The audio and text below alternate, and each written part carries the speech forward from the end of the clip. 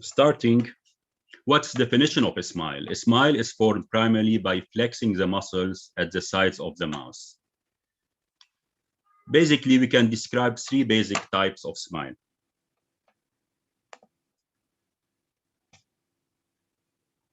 I might lost the connection. Are you still hearing me?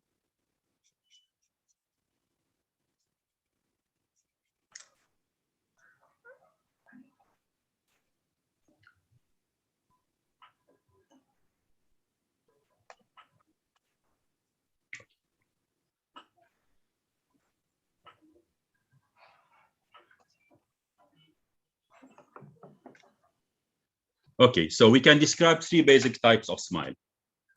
The first is the commissural smile, seen in approximately 67% of the population. It's thought of also, we call it Cupid's bow. The corners of the mouth are first pulled up and outward, and it's followed by the levators muscles of the upper lip, which will contract it to show the upper teeth. If we go for examples, we can see that Jennifer Aniston, Frank Sinatra, Seinfeld, they have this type of the smile. Now we can describe another type of smile, which is the Cuspid smile, which is found in 31% of the population. The shape of the lips are commonly visualized as a diamond. They contract first, exposing the cuspid teeth, then the corner of the mouth contract to pull the lips upward and outward. And the corners of the mouth here, we can see them inferior to the height of the lip above the maxillary cuspids. If you want to see some examples in the celebrities, we can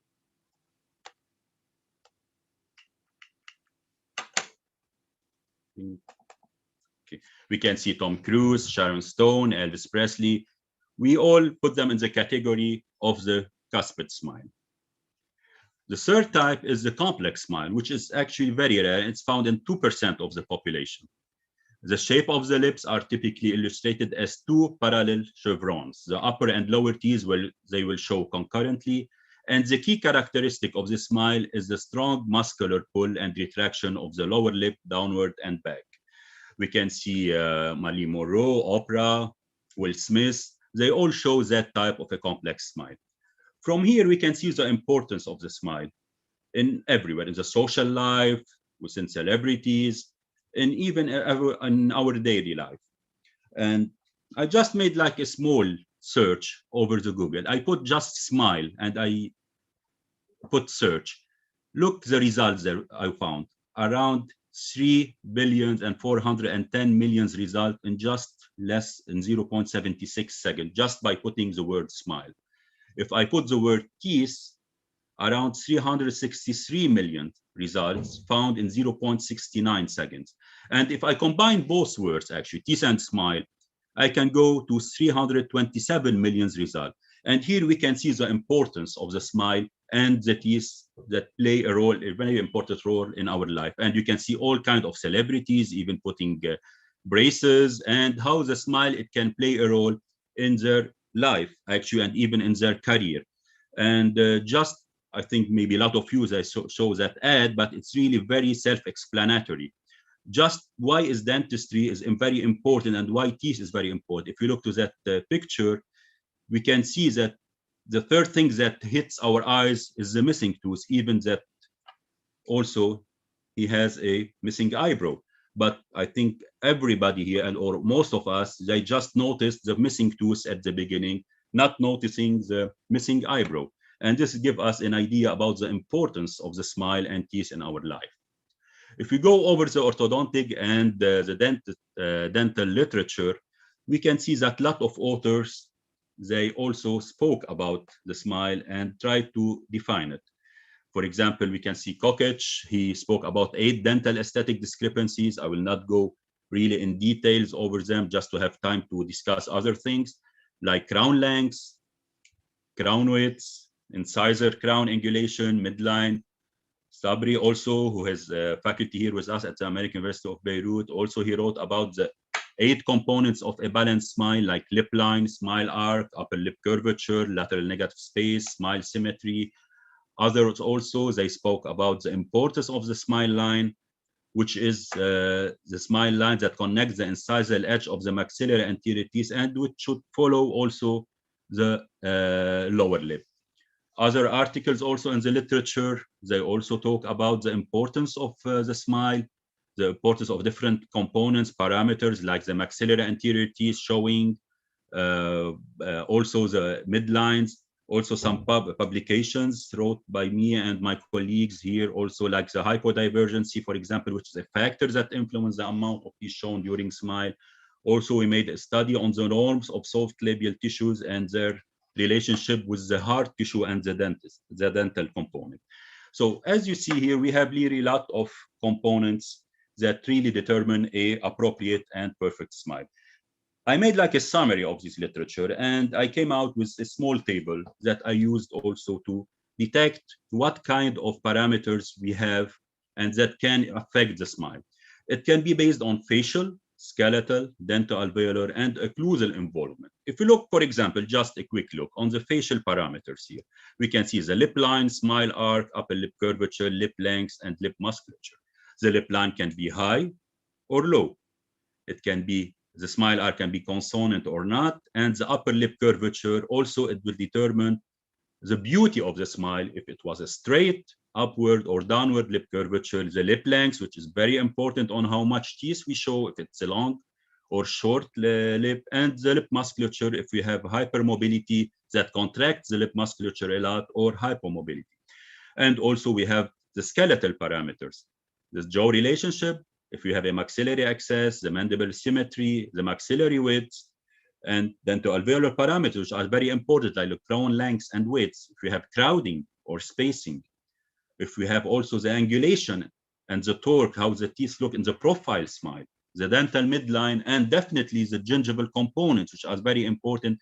And they're going, actually, we're going to see them a lot in that lecture, because basically we can see them in every kind of smile, and they're really a key factor in determining the beauty and the consonance of the smile.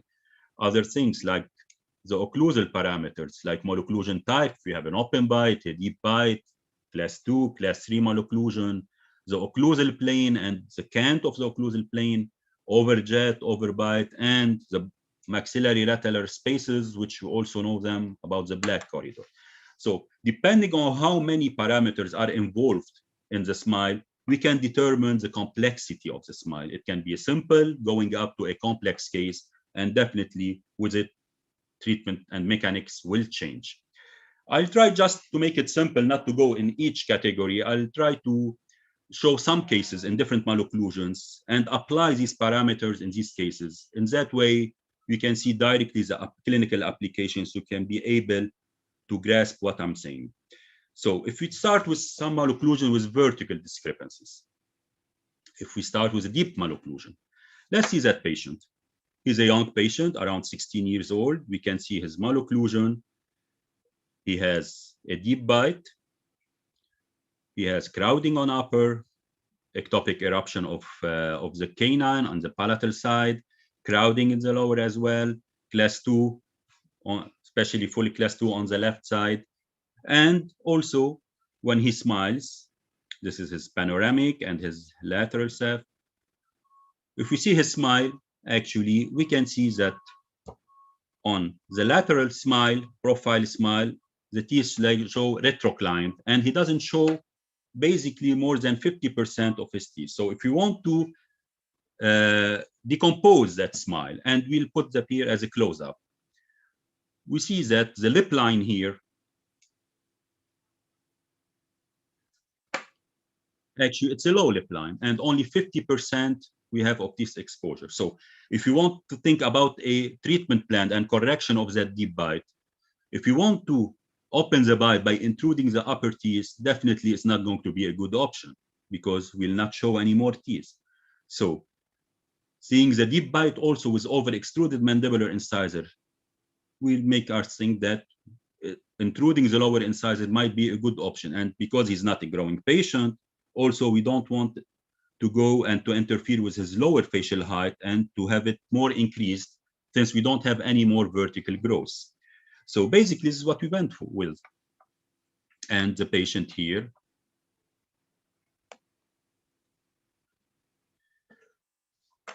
we have a modified TP and a transpalatal bar here with some kind of a finger spring to push the canine out, and an intrusive arch where we put it. I put it on the lower incisors to intrude the lower incisors.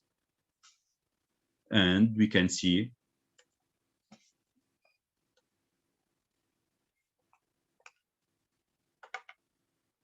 the progress of the case. And on the right side,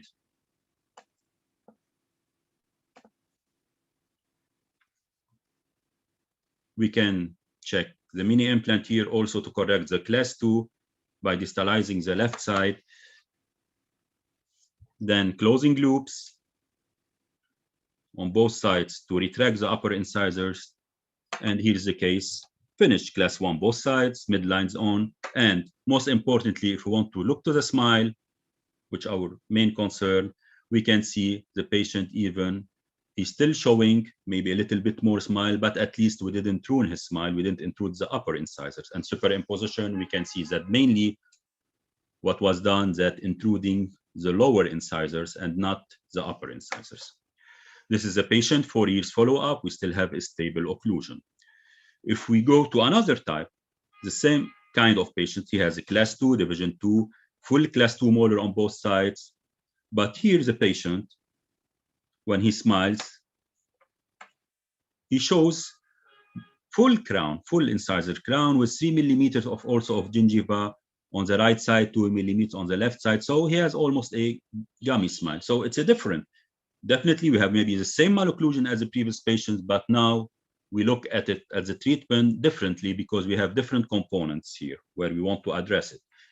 Here's we can see the retroclined maxillary incisors, the panoramic, and this is, if we decompose the smile, we can see that we have here a high lip line which shows full incisor crown with some gum as well. And if we look at the lip position at rest also, and by the literature, we know that for males, we like at rest to show all around 1.9 millimeters of teeth, and for females, 3.4. For that patient, we have around 5 millimeters of incisor crowns that will show at lip rest. So intruding the upper incisors definitely would look a proper treatment planning and proper approach for that patient.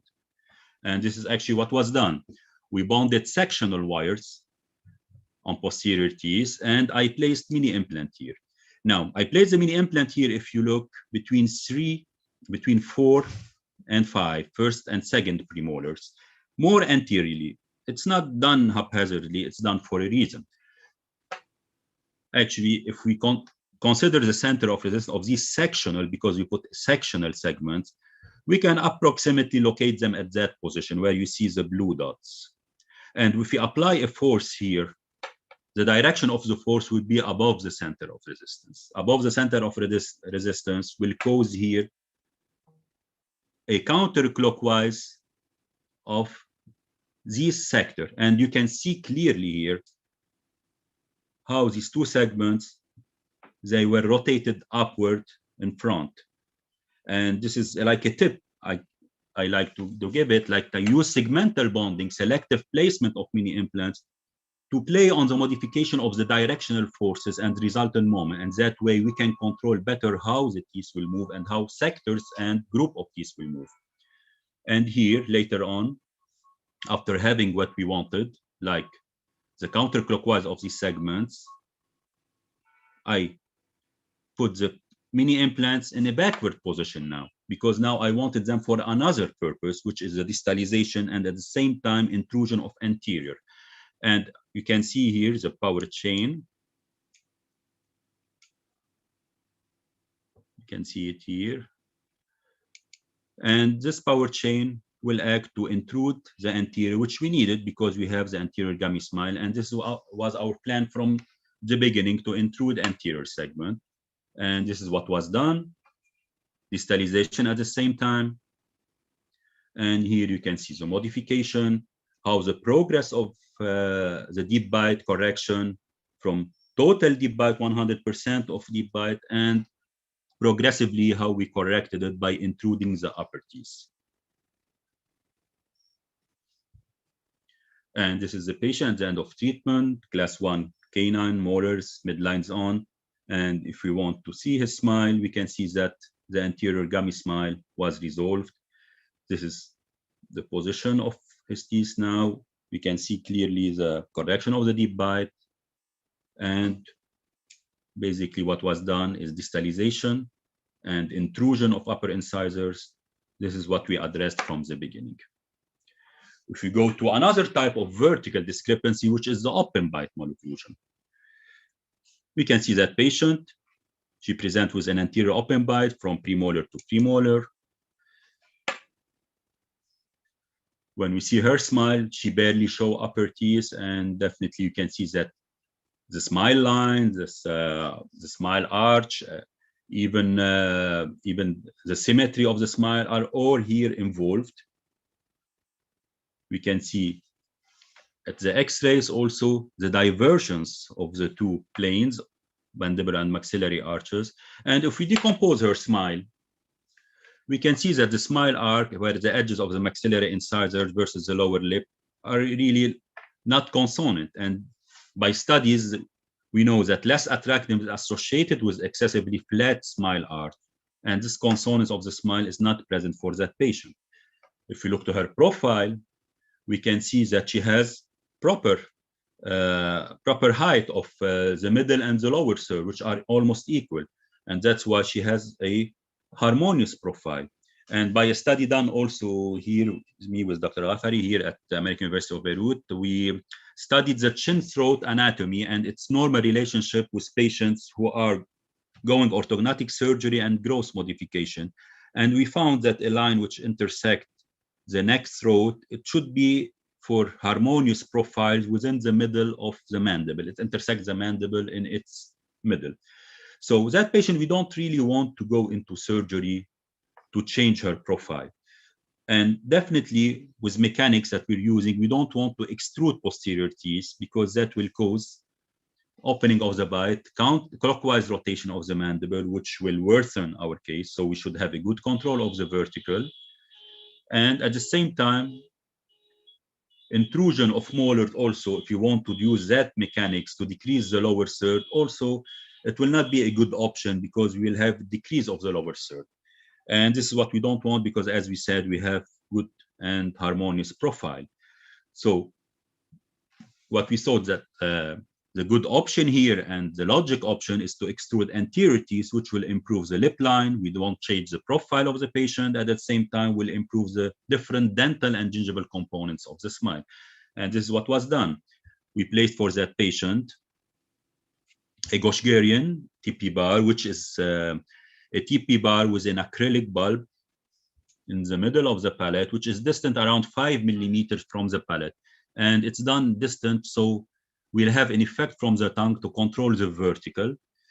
At the same time, we have a tongue crib to control the tongue position, since he has definitely a tongue thrust because of the anterior open bite, and with some gadgets to derotate canines, to start extruding and upper anterior teeth, and also control of vertical and transversal.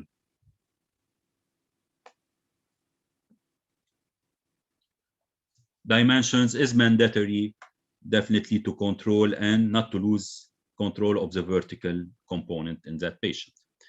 And we can see the progress of the case, how the bite is settling.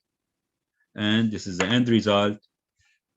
And most importantly, we can see the beautiful smile for the patient with the extrusion of anterior teeth, which was the proper approach to do in that patient. And we can see here after, and the superimposition, where basically we have extrusion of anterior teeth. You can see that the molars, they were not at all extruded. The vertical component was controlled and no rotation of the mandible backward, which means that we had a good control of the vertical extrusion of the molars. If we go with some malocclusion with scant of the maxillary arch, now we're starting to go a little bit into more of complex cases. If we see that patient, we can see that we have almost a full class 2 on both sides. We can see clearly here the cant, anterior cant, which is going down more on the right side. And on the smile, it shows that she shows more gum on the right side than the left side. This is her panoramic and lateral septum. So if you want to go in a close-up picture to see her smile, as we said, we have almost symmetrical interpupillar and intercommissural line, but what's making the difference is the cant of the anterior segment, which is not parallel to the two lines, and this makes the asymmetry in the smile. And as said before, more gingiva shown on the right side than the left side. So the patient doesn't have any skeletal involvement, so we're talking here about the cant of occlusal plane, which is not associated with a facial asymmetry, but we have the differential gingival displays that's causing more the asymmetry of the smile. For that patient, we decided to correct the cant by placing mini implants on the right side, and you can see that we placed here one anterior, one posterior, and on the other side also one mini implant just to correct the class 2. The patient also was really very compliant with elastics, that you always should consider when you use mini implants and distalization not to lose also in the transverse direction in the buccal, not to have any flaring. With intrusion on the mini implant with 2 power chains, as you see here. This is a patient in full class 1. Then later on, then canine were held with metallic ligature. I'll not go into mechanic details. And then a full power chain to retract the incisors. And this is the patient after correction of her malocclusion, class 1 canine molar on both sides, midlines on. You can see also that the cant, anterior cant, was corrected, and we can see it on her smile profile and face frontal smile, that we don't have anymore the scans that was shown before. This is a patient before and after. And if we see superimposition, we see that here we had more distalization to correct the class 2 intrusion, basically showing the intrusion of the right side because we had more of a deep bite on the right side because of the cant. And we did not cause any kind of vertical changes or any rotation of the mandible. So we had good control of the vertical component. Another type that we also saw in the parameters of the smile and the different components is the black corridor, the lateral negative space. This patient, midlines off, crowding. We can see the constriction of the upper arch, especially on the right side, asymmetrical upper lower arches, name it. She has too many components of the smile that need to be addressed here and are causing the malocclusion and also that asymmetrical smile. This is a close up. We can see also, if we do a study on the close up, that mostly she shows the lateral negative space, and studies shown that broadness of the smile and the presence of buccal corridors are less attractive, and that's why we tend to have wider smiles and broader smiles. And another also studies that showed that mesiobuccal rotation of the first molar, where they show it, and when we do that, it shows better aesthetic scores when you don't have the maxillary molars showing, and that's why we like always to expand and to have some broader smile during treatment. For that patient, definitely we wanted to address the constriction of the upper arch, especially which is on the right side more than it is on the left side.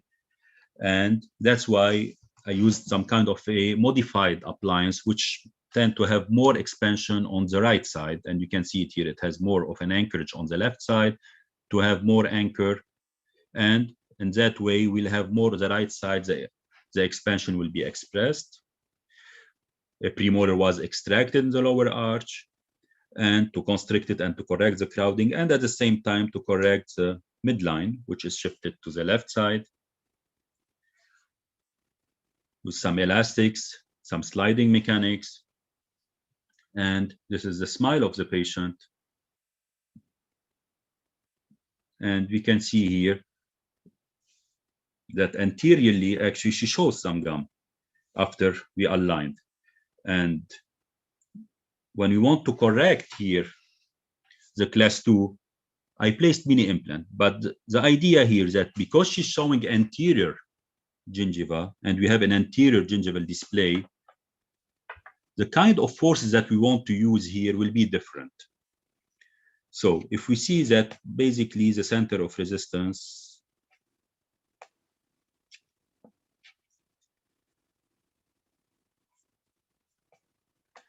that they're placed here, we place the mini implant in that position.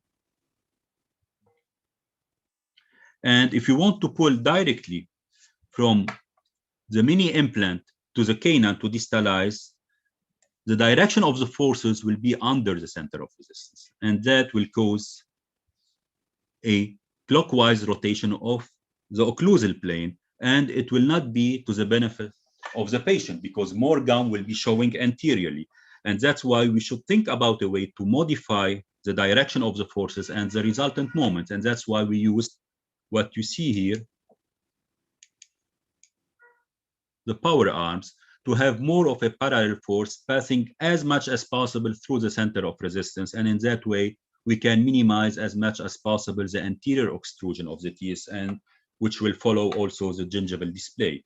And this is what happened. And we pulled on the anterior arms, and we can see here the full correction of the class 2. Definitely will have here a class 3 molar relationship, which is a therapeutic because we extracted one premolar, and also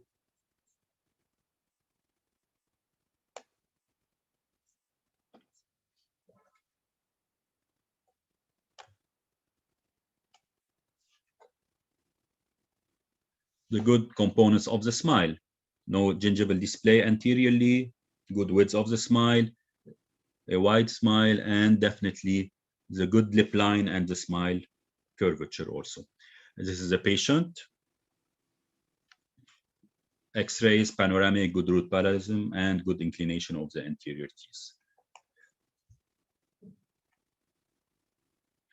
Now let's go into more of what we see and where we also need more of interdisciplinary treatment, where periodontist, prosthodontist, general dentist, and in later cases we'll see also orthodontic surgeon will be involved.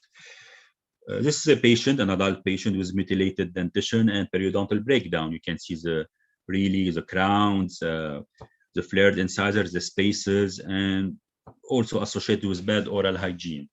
This is the smile of the patient. We can see also the cant anteriorly, more gingiva showing on the right side, the inclination of and proclination of the incisors. And we can see on periapical that tooth, which is actually periodontally involved, and as judged by her periodontist and dentist, that it will not be sold. So so that tooth actually will be needed to be extracted, and this can make a change in your treatment planning. We can see also the pockets here, and because of the tipping of the posterior teeth after extraction of first molar. If we look like closer look to the patient, definitely flared maxillary incisor. We don't have a consonance of the lip arc. Periodontal support, which was lost, which led to loss of dental vertical dimension. And we need to take here, when we do rehabilitation, we need to take consideration the gradual reduction in the amount of maxillary central incisor exposure with age. We all know that with age, teeth are we're not going to show maxillary teeth more, and more of mandibular teeth will be shown at smile with age.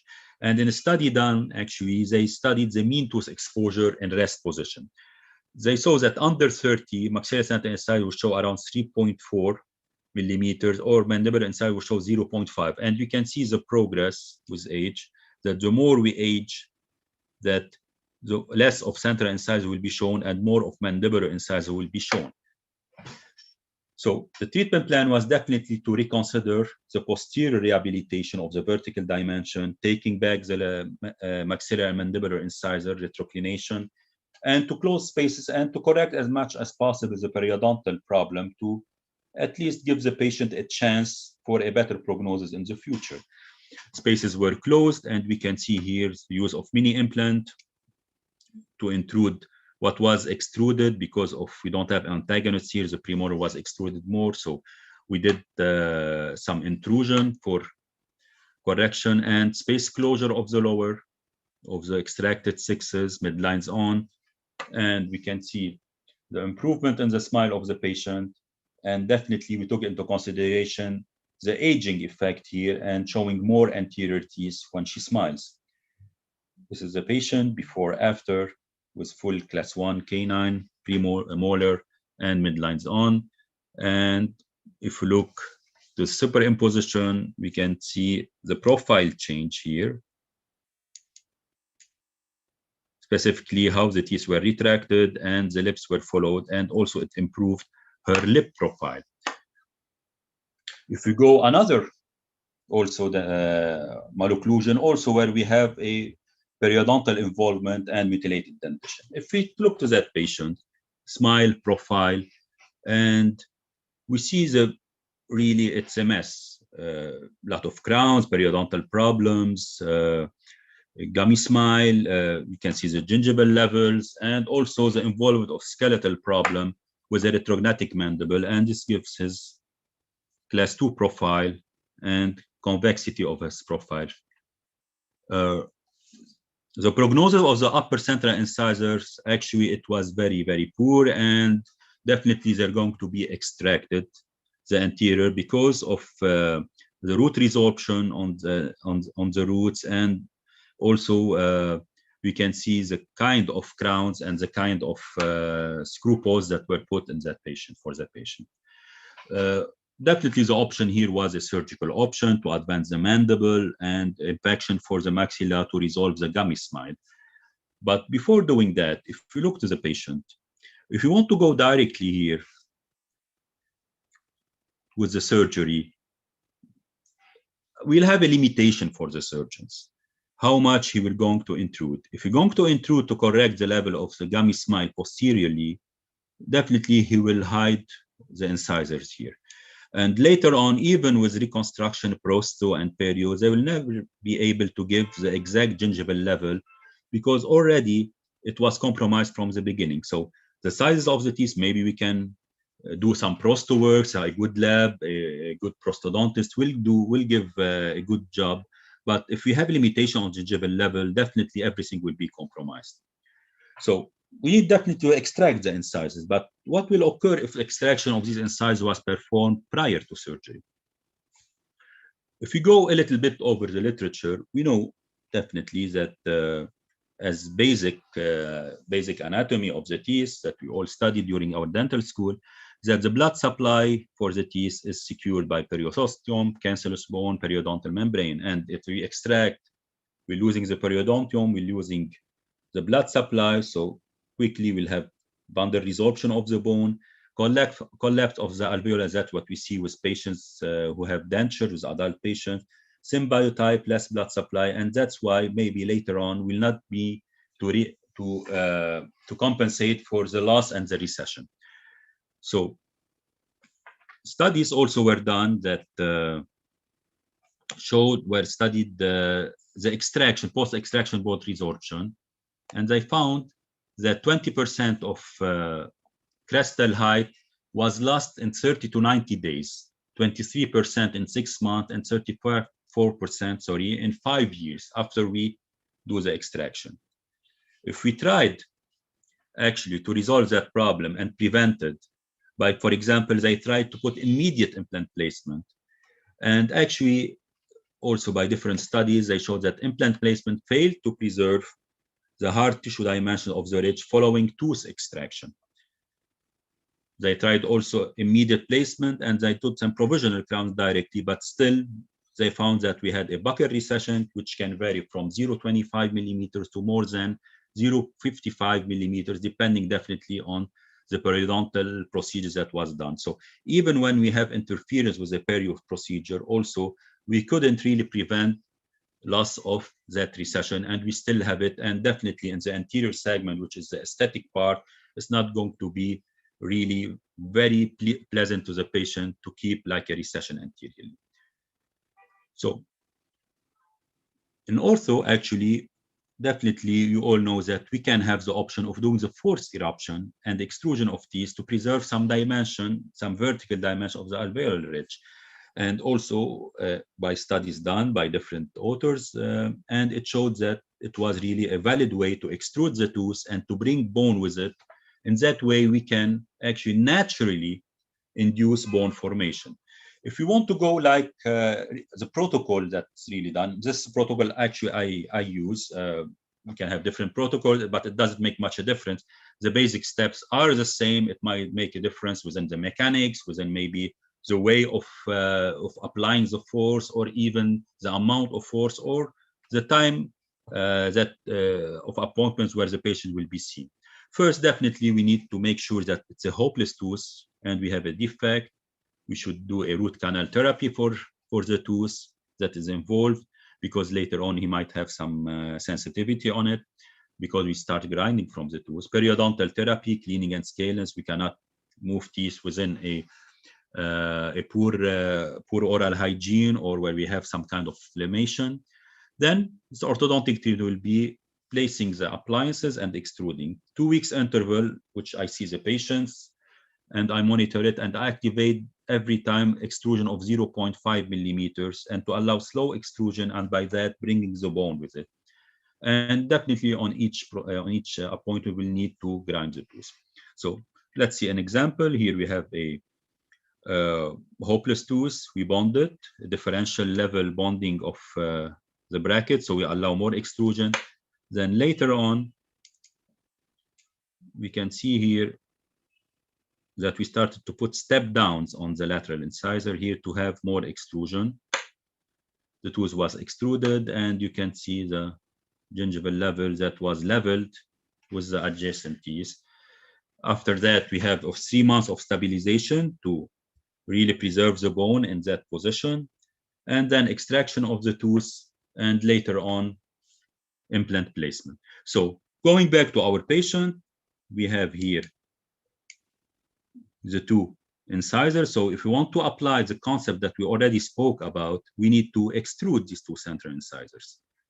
Starting extruding them, differential bonding, and later on start putting some step downs, and we start seeing here the slow and really the nice extrusion and of the gum to reach almost a gingival level which is adequate and almost at the same level of the adjacent. And you can see here the amount of extrusion and the amount of trimming. Look here how much we had under the brackets, and look here, almost all the tooth was removed as a part of the crowns. This is the patient, and this is the patient after surgery. And here also just for surgical preparation, we placed 2 mini implants here and retracted the incisor to create an overjet because we didn't have a posterior support. So we placed mini implants where we retracted the mandibular incisors. Advancement, and this is the patient after prosto, and some provisional crowns, some final crowns. Patient needs to make a final correction with the prosthodontist, and this is the patient after surgery and his smile aesthetics, and we can see the level of the gum. So definitely here, these teeth are hopeless teeth that need to be extracted, but it doesn't mean that a hopeless tooth cannot be used. A hopeless tooth is not a useless tooth, and bone regeneration by orthodontist actually can be done to give better aesthetic and better dental results at the end of treatment. So here we have the interdisciplinary management that we should always coordinate between orthodontists, dentists, prosthodontists, surgeons, orthodontic surgeons, and this is a team approach that will give the patient a good result. Patient before, after, and before, after. I will end with, still have 10 minutes, so it will be just enough. Let's increase actually the severity of the cases. And let's see that case actually, which also like the one before, almost it involves everything. This is the patient. Definitely chief complaint. She doesn't like her smile. She doesn't show teeth, different level of the gum. So open bite. So name it. A lot of things that bother that patient. And we can see that here that shows, we will see later on the panoramic, these are implants that are exposed. The angulation was not done in the right position, maybe because of the flared incisors. And also we can see the extracted molars here, the open bite anteriorly. And we see the smile, also smile aesthetics. We can see differential gingival level. In some parts, teeth are showing, other parts gum is showing. So we don't have a symmetrical smile. If we go into her panoramic, we can see the different dental work that was done to the patient. Really a lot of work. Implants, crowns, endo treatment, extractions. And I'll not go through all the numbers. I just highlight two before that, just also to show that right central incisor is a hopeless tooth. Also, we have a perforation here, and definitely it needs to be extracted. I will highlight only two important numbers here. The lower facial height, which at the beginning was 78.6, which is away from the norm, and basically she has a hyperdivergence with open bite anteriorly, and which led to the increased lower third. And if we see also the divergency, it's increased 30 instead of 17, 37 instead of 25. So all will fall into the category of hyperdivergency within the open bite anteriorly.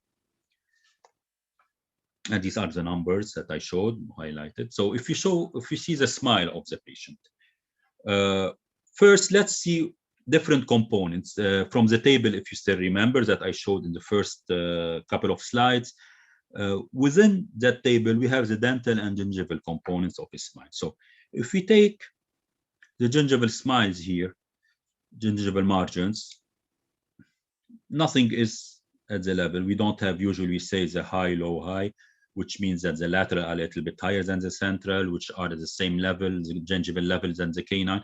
We don't see anything here because we have implants, crowns, extrusion of teeth, the open bite. So everything here is not really consonant with each other. If we take like a smile, let's say, I don't want to say ideal smile or perfect smile, let's say a smile that falls within the all components, the right components of the smile. If we want to look to the entoalveolar components, we just said that the gingival level should be at equal and at a proportional level between the center and the lateral, the high, low, high. The gingival shape and contour, which is the ovoid shape. The tooth height and width ratio, which is almost 2/3. The width should be at 2/3 of the height of the crown. And some use the golden proportions, but basically we follow that rule. The embrasures at the anterior segment are like triangles, which get larger when we go posterior. So between the central, the embrasure is a small triangle. It becomes larger between the lateral and the central, and larger between the canine and the lateral. And we have what we call the contacts which are exactly where we have the interdental contact points. They are the exact place where the teeth touch. Usually, if we want to check clinically, we say where the dental floss clicks. When we want to put the dental floss between the teeth and where we make the click, it's where we have the contact point. But we also have what we call the connectors, which are referred as the interdental contact area, which where the incisor and canines, they appear to touch. And usually it goes from 50% between the centers, 40% between central and lateral, and 30% between the lateral and the canine. If you want to apply these norms and components to that patient, nothing is present actually. Connectors are not here, the gingival levels are not there, the widths of the teeth, the embrasures. So everything needs to be readdressed again from the beginning. Options, we thought about surgical option to close the anterior open bite. And since we have the anterior implants, definitely we cannot extrude anterior to close the bite. So what needs to be done here, like a clockwise rotation of the maxilla to close anteriorly the bite, which will also bring the mandible forward, which is counterclockwise, and close the overjet and reduce also the hyperdivergency. But the patient didn't want to go into the surgical option, and we thought that we might have a solution if you don't want to go there. But definitely it will depend mostly on an orthoprosto option, which also prosthodontic part will be present even if you went with a surgical option. The idea here was to intrude the posterior segment on the maxillary arch, causing auto-rotation of the mandible, just like thinking about the surgical option. And later on, we do some prosthodontic rehabilitation. So we placed here 2 mini implants between premolar and molar, the same Goshgarian, to control the vertical extrusion of the molar, and we started intruding of the posterior segment, as you can see here on the lateral views. We can also see that the anterior open bite, definitely we didn't address it now. Later on, another 2 mini implants were placed between the premolar and molar from the palatal side to have also more intrusion anteriorly. Now, you can see here clearly that how much intrusion was done to the premolars and the molars. Now, if we still remember the panoramic, we know that we have implants at the anterior zone of the in the mouth. So why we don't use these implants, as they are also skeletal anchorage, and the idea here was to intrude more posteriorly using the support of this anterior, and that's why you see the differential bonding here between the brackets. These brackets were put at the lower level. These brackets where we have the implants were put at the higher level. Here we should have a skeletal anchor. Here we already have the skeletal anchor with the mini implants. So what will happen here is that these premolars should intrude, since here we don't have a possibility to have extrusion as we're supporting our anchorage. The same the other side also. And this is a superelastic night-eye where we're holding the teeth here and we're allowing the intrusion of the premolar to allow all the posterior segment to be intruded. And this is the progress here. We can see also at the same time we're doing that also that anterior tooth, which is hopeless, is being extruded like we did in the previous case. So again, we need to create bone and to bring the gum down, since already we're going to extract that tooth. So let's take benefit. And we can see that the amount of extrusion that was created and the amount of level, gingival level, and posteriorly, we can see also how the premolars were intruded. This is a series of periapical showing that also the bone formation that was done and bone creation by extruding. So again, a hopeless tooth should not be considered always as a useless tooth, and we got benefit from it here, and you can see the level of the bone created. So later on, it was placed in implant after removal of braces, which we'll see now in the next slide. And this is after orthodontic treatment was done. Here, the prosto treatment was not started yet, only the surgical part now. Now we have the periodontist involvement where we had the implant placement. And here, the first step of the prosto, but you can see the implant here that was already placed from before in a wrong angulation is still showing and definitely not aesthetic. This is the smile of the patient, and to be able to have better results as judged by the periodontist, that implant, we can take the chance of removing it as much as possible, not to decrease also the bone defect. And that's why decision was taken only to remove one implant, not the other lateral, because the gap and the bone loss will be too much if we try to remove 2 implants. So the periodontist removed only one, and we can see here the evolution of and the progress, how we had at the beginning. And the black lines, we have the gingival levels, the yellow lines, we have the crown and the incisal edges, and how the improvement till after we finish the ortho, first phase of crowns, and after gingival correction, removal of the implant. And here almost at the end. We can see almost back to normal after also crown and some good prosto work with pink gingiva here that was placed to cover the gaps that we had here already from the beginning. And this is the patient after correction of the gingival levels, and as for the prosto correction and the open bite. This is panoramic after. We can see that that implant was removed. A bridge was placed here between the two implants, bridges in the lower arches. And superimposition, we can see the amount of intrusion. You can see the green, how much it was intruded relatively to the black. And also, if you see here in the green, the auto rotation that was done to close the bite anteriorly. Remember that we couldn't close it by anterior extrusion because on the upper arch we had the implant that cannot move it. And if we go back to these numbers that I highlighted before, we can see that the changes and the reduction in the lower facial height, it went from 78 to 74 millimeters. Also the divergency, which went from 30 degrees to 23 and 37, the palatal plane to mandibular plane to 33, the reduction of the hyperdivergency. This is a patient 4 years force retention, still stable, some inflammation of the gum. She needs better oral hygiene, but everything is stable. And definitely she's very happy with her smile. And this is the big change that made to her life. She barely used to smile. Now she's smiling maybe all the time. So whatever the language we speak, wherever we are in the world, definitely we always go for correction of the smile following the same guidelines and parameters. But actually here it doesn't mean always that by applying these smile parameters, we are having the perfect smile, because sometimes beauty might not be within the norms, and definitely it will depend the way we perceive it for each patient. So we should apply these parameters, modify the way we are to fit the person face, the personality, and the self-confidence of the patient.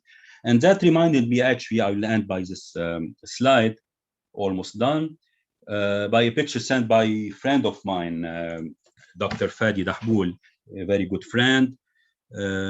His son, Yusuf Dahboul, who is really a young photographer and talented photographer. He took that picture. Now in Lebanon, we have storms, some rain, snows, and actually this was done last week. Was a sunny day, and it's in front of his house, which is very beautiful. We can see nature. But actually here, just why I showed that picture, just to let you know that not everything we see, actually, it's the way we perceive it and the way we look at it. Actually, that picture is only that picture, nothing more. The only thing that was done here is that the photo was taken from a different angle. And it showed this only 2 square meter water here, lake. It showed like we have a huge lake, which is actually not the truth. So whenever we have a patient, whenever we have, not try to put in that patient the parameters to go to ideal. We try to fit these parameters in a way to fit that patient in the way and in the way we perceive it. And I will end my lecture here. I would like to thank you again for your time. And I would like to thank Dr. Park for his invitation. And I'm open for all kinds of questions. Thank you again. Thank you so much.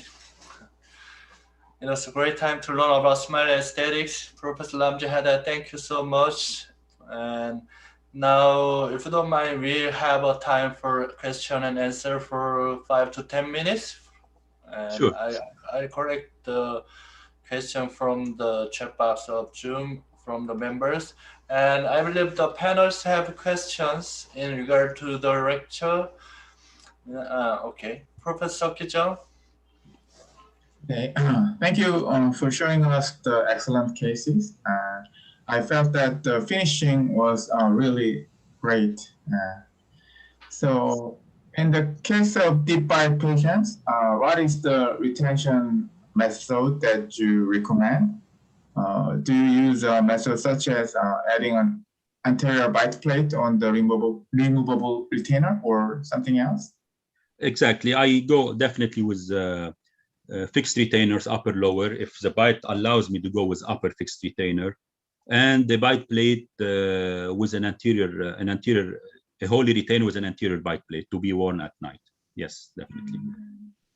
And for the intrusion cases where we had intrusion posteriorly, usually I didn't show it here maybe because that case it was a crown and the mutilated dentition, but usually where we go with intrusion with a gummy smile, I keep the implants for at least 1 year in the mouth, and I give an Essex retainer where he wears only elastics, the patient, from that Essex to the mini implants, so to keep at least some kind of stability and anchor to the posterior teeth, at least for the first year. Then I remove the mini implants later on.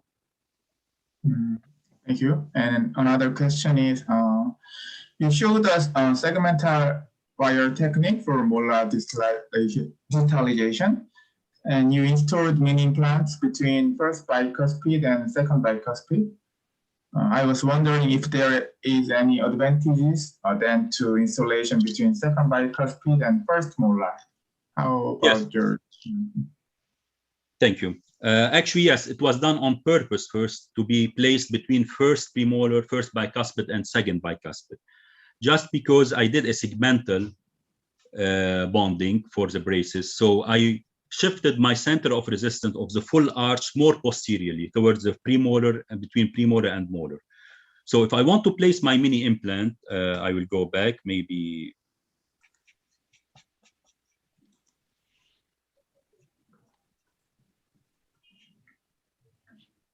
So you can see the screen? Yes, correct. Okay. So if here I want to go with that force direction, if I didn't have that mini implant between the two bicuspids, the center of resistance would be a little bit more backward here. It will be backward, and the force, it will be under the center of resistance. So here I will have a clockwise. The moment will be a clockwise moment, which will take down the anterior segment and here, which actually I wanted that segment to go up. And that's why I wanted a moment here, which will be above the center of resistance. So I played it in a way, I used segmental bonding first to shift my center of resistance backward, and I placed my mini implants forward. So when I apply from my mini implant to the tooth, the directional force will be above the center of resistance. And I would have here a counterclockwise rotation of that segment. And why I wanted that? Because I wanted that level to be higher. So later on, when I bond the anterior, I would be more controlling the intrusion of these incisors by holding the segment with the mini implants. I hope I was clear. Yes, thank you very much. Thank you.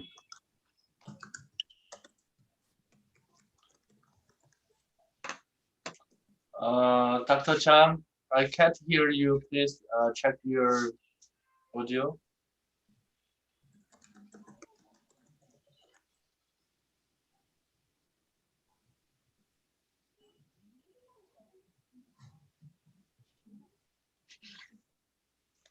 Okay, no problem. his audio doesn't work, so yeah. And I collect some questions from the chat box of Zoom, Prof. Ramzi, and I share my screen. Can you see my screen? Yes, I can see it now. Yeah, kindly answer shortly to the question in order. If you have no idea or can't understand about question, you can just leave it. So, so the question is, in the case extrusion of the incisor to correct open bite, what about stability of this type of correction? Actually, definitely we have here still a controversial problem about the correction of the open bite by extruding anterior teeth. Actually, it applies the same on the intrusion of the posterior teeth. Actually, there's a study done over 10 years follow-up on anterior extrusion, and it shows that we have a 35% of relapse within 10 years of the correction of anterior open bite by extruding just posterior teeth. If you want to take my approach to that, if I have the good components and when I have the good characteristics that allows me to do a combination of extruding anterior and intruding posteriorly, I would do it.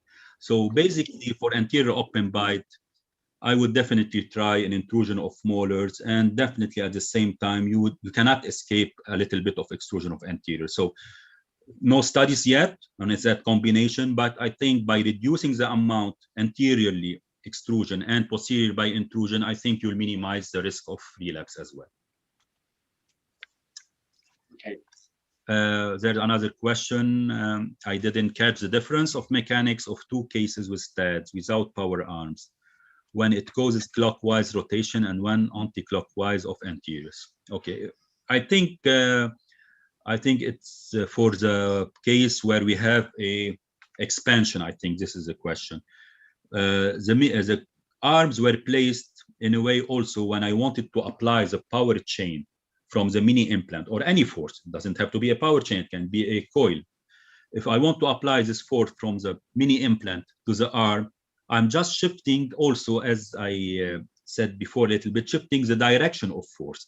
So by that, shifting the direction also will make a change in the moment by having it more towards the center of resistance by using this arm. In that way, I will not have anymore an anterior clockwise rotation. So I will not have extrusion. At the contrary, I would have distalization here, the case I showed, with more control of the vertical extrusion of anterior and more of a distalization. And in the case I just answered the question now, maybe to Dr. Jong, it was on where also we made like a combination, like a segmental, where I made the power of the moment passing above the center of resistance, and in that case, anterior intrusion. Another question. Maybe the next is the same with previous question.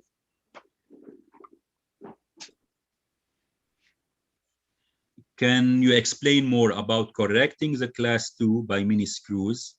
How about the roots movements around the mini screws? Definitely, when we want to place mini implant to distalize, you would like to place it the more distal possible.